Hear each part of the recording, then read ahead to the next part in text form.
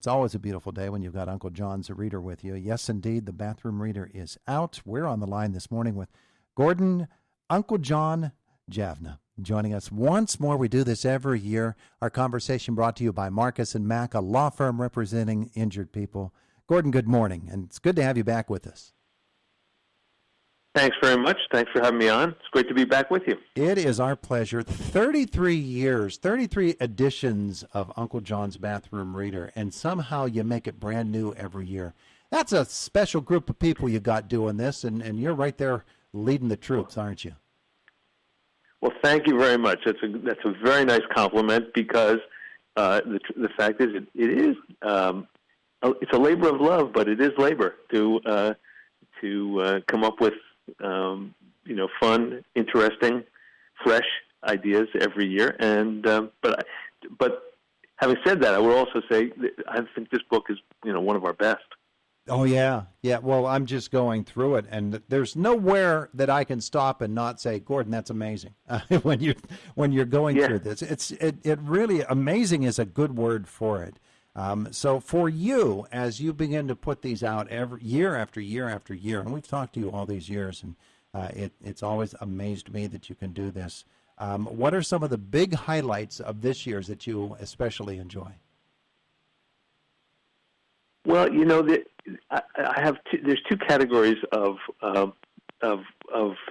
articles in these books that I love. One is the things, the sort of, we call them stock pieces. They're things that we've done year after year, and they still get me every time. We do like an article, we call it Lucky Finds, things that people find, happen to come upon, and they find it in the attic, or they're walking, like the guy who the Australian guy who was walking through a park with his dog and his daughters, and one of his daughters kicks a rock, and she says to him, "Daddy, is that gold?" And he says, "No, I don't think so." He picks it up and says, "Well, let's find out." Mm-hmm. And he takes it to a deli to weigh it, and it weighs 20 ounces. And then he has it assayed, and it turns out it is gold. Oh my! And I just love stories like they just walking down the street, he finds a gold nugget that weighs over a pound, and he sold it. He sold it for $24,000. Yeah, in my neighborhood, or the kid that. No, sorry? Go ahead. Or the kid who is home for visiting his mom on Mother's Day, and she says, "Would you mind cleaning out the attic?" Well, that's a typical mom thing to do. Mm-hmm. "Would you mind cleaning out the attic?" He goes in the attic and he finds a bag from J.C. Penney with an unopened video game in it, and a receipt dated December 1988. Mm-hmm. And so he said he never got it. He figured it must have been a Christmas present that never got wrapped and just got abandoned in the attic. Mm-hmm. And so he looks at the receipt. It sold originally for $38. He said, "What do I do with it?" He checks out. Turns out there's only 10 of these in existence. It's really sought after, and he sells it online for $9,000. I love those stories. Or misconceptions is another one that we have done many years in a row. That things that people think are true. When we started back in the 1980s, we were doing things about pilgrims having buckles on their shoes, mm-hmm. which is a myth, and George Washington chopping down a cherry tree, which is a myth. Of course, now those are common knowledge, so it gets a little tougher to find great stuff to do. But we found a few really interesting myths, like timely Black Friday. Okay. I always thought Black Friday was called Black Friday because that's when retailers actually went into the black. Mm-hmm. That's when so much merchandise is sold, but that's not true. It starts back it was coined by the Philadelphia police back in the 1950s because that's where the annual Army-Navy football game was held. Uh-huh. And when that came around, the cops called it Black Friday because they had to work overtime and deal with crazy sports fans and crazy shoppers. And that's how it got the name Black Friday. You see, but you're right. You use the word myth there a couple of times. There are myths that grow up around things, and in a lot of cases, you're able to get to the bottom of the actual story of the origins of things, and that's just one of the things that you find in the Reader every single year. I would guess that you folks with Uncle John's, you go through a lot of Post-it notepads. Yes, and Post-it flags as well. We still do a lot of research through books and magazines and and newspapers. Where of course we use the internet as well now, but that's how we started. And so we use a lot of Post-it notes. We use a lot of Post-it flags. And fortunately, a lot of our material we do, because a lot of our resource material, we want to make sure we don't use the same thing twice. So yeah. Well, that's a pretty big concern for you, because it's a fresh book every year, which means that you're constantly, are you not constantly in the gathering of facts mode?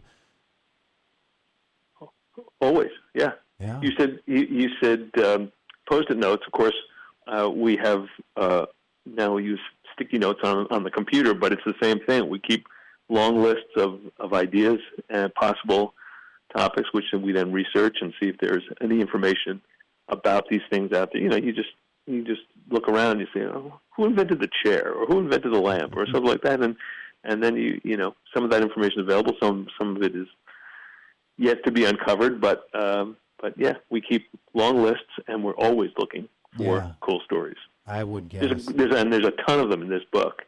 There's everything from the origin of I don't know. There's a great story about these two kids that in the early part of the 20th century, two young kids, 6 and 7 years old, or I think they were 6, maybe 5 and 7.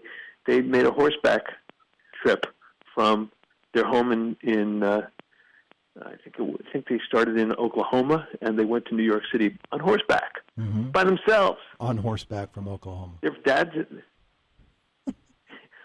but their dad said, we wanted to go to New York. They wanted to see Teddy Roosevelt, who was an ex-president at that time. He was coming back on a safari from Africa, and he was a friend of their father's.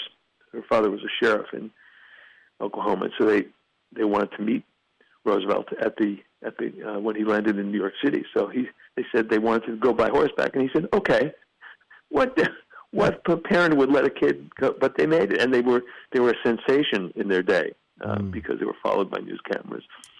Gordon Javna is with us. And that's a fascinating story. Uncle John's 33rd edition, The Greatest Know, K-N-O-W, on Earth. Curiosities, rarities, and amazing oddities. And we look forward to this every year. And the categories are amazing. The stories themselves are amazing. Gordon, at what point in the year do you actually say, all right, it's time to start putting this all together and make this into next year's reader? Well, we start almost immediately after we finish one. We start almost immediately collecting. Actually, that's not even true. We're always collecting, so that we have stories germinating or gestating now that won't get into the book until maybe 2 years from now. But as soon as we finish one, we start another one. Thank heaven. People are still interested in it, because it gives me an excuse for collecting all this stuff. Your wife just must love you for all of this. All right, we only have a moment or so left with Gordon. So tell us how we can get our hands on the book this year. Well, in these days, the surest way is online. Of course, you can get it from Amazon or BarnesandNoble.com. You can get it in bookstores, get it at Sam's Club. I don't even know everywhere that it's sold anymore, but you can also get it from us at bathroomreader.com or go to the publisher at portablepress.com. Beautiful. Gordon, I know you have to go. Thanks for being with us this morning. Appreciate it. My pleasure. I'll leave you with this bad pun. Uh-huh. How do taco trucks keep warm in winter? I don't know. They use chicken fajitas. All right, get out of here. Thanks, Gordon. We'll talk with you next year. Okay, I'm going. I'm going.